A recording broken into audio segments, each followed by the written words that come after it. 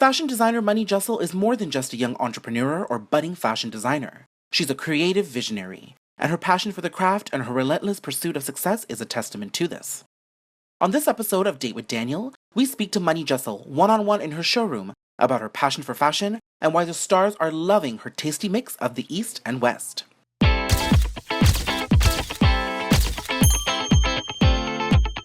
Mani! Hey.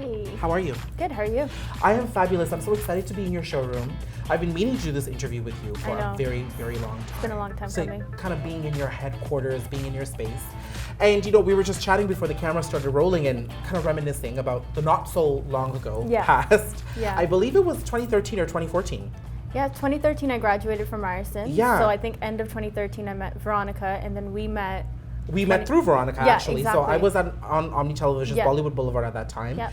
And her stylist had come up to her with a brand new graduate, a fashion graduate who was very promising, who can create a custom dress for her. And you had created a nice maroon gown, which is completely different from what we see in the showroom here today. But that was like knowing you at the very start. And to see you grow over the past 3 or 4 years, I mean, sure, there's been a lot of personal growth.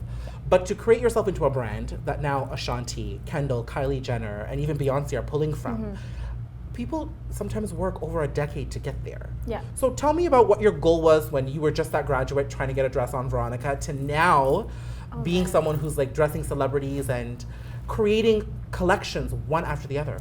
I feel like when I had first started and I was working with Veronica and I had just graduated, the goal was to just find a job in design in Toronto. But I found that like after applying many times, like I applied to Joe Fresh, I applied to like other little design houses, and it just wasn't happening for me.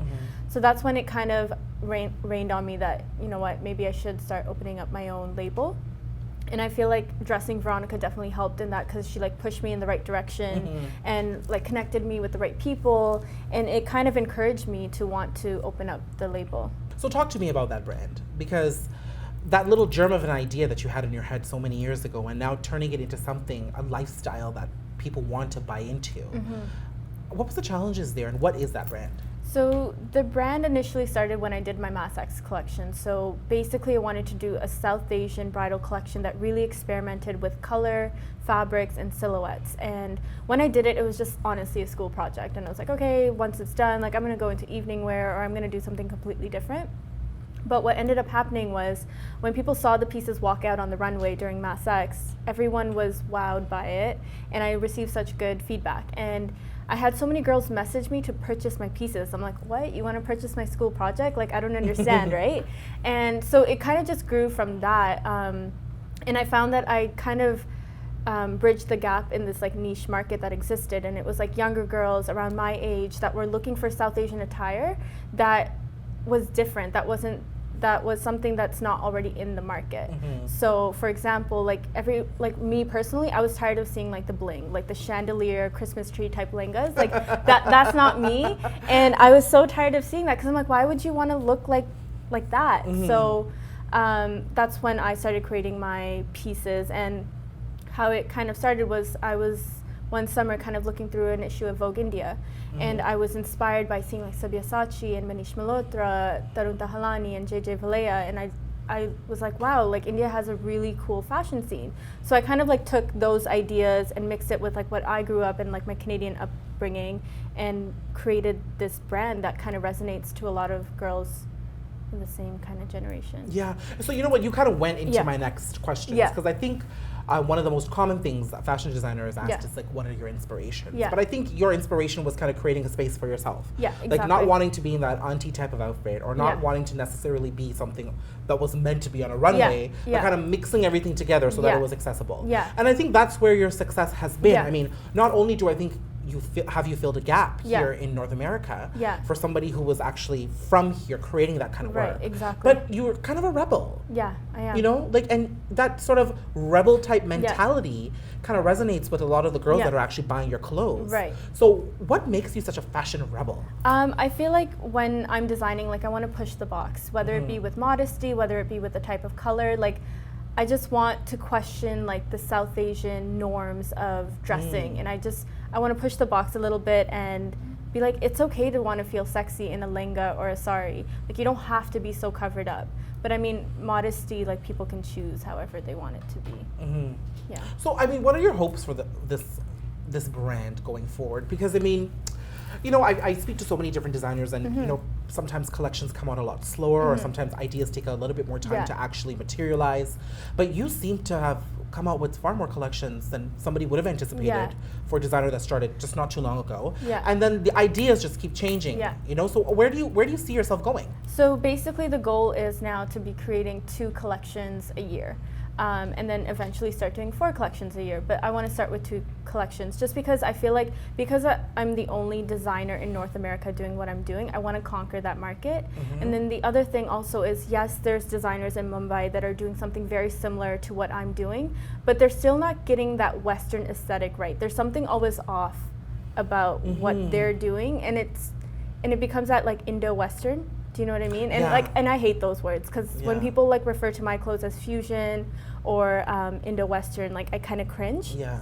Because I'm like, that's not me. Because what I picture when I see Indo-Western is like this like prom dress with like Indian like embroidery and just something very gaudy. That's what I picture, and I'm like, okay, that's not me. My silhouettes are a little bit more sleek, they're more elegant, and they're more versatile in the sense that you can wear them to Indian functions, or you can style them completely different and wear them to like red carpets. Yes, and I saw Ashanti do that so well. Yeah, you know? exactly. You would have never guessed that, okay, somebody can say Mani Jassal, that, you know, Desi designer, but then look at how her clothes went so well on Ashanti, for instance, you know, exactly. who paired it up with a skirt. Yeah. So, I mean, when you talk about wanting to question the South Asian identity, like, I mean, does that come from how you grew up? Yeah, I guess when you're growing up being Indian and Canadian, you kind of like, you're one way at home and then you're one way when you're at school.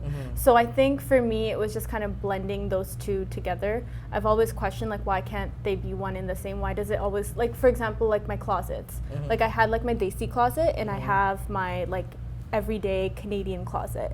So I think what I wanted to do was just kind of blend the 2 together and not have to like deal with 2 separate things. It sounds so ridiculous when you think about it. Yeah, because like that Desi closet was like locked up in a suitcase with where my you only pull it out, and you only pull it out when you need to. So I think that's what I kind of wanted to change. The next thing I want to say, I could be imposing this onto you, but you have to let me know if it's actually something that's there. Okay. But you know, when I see the Mani Jassal kind of girl walk down the runways in the various shows you've had or pose, you know, you're going into bridal wear too now.